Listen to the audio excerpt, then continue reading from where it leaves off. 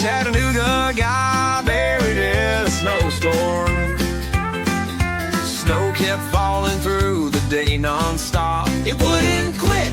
You can say that snow's a rare occurrence, say it never happens. But as for me and the doggies, we were shocked. Lord, we believe it started out that morning, just a flurry in the air, a little flurry. By the time we hit the afternoon, it was wild. There was snow piled up on everything out there. It was everywhere.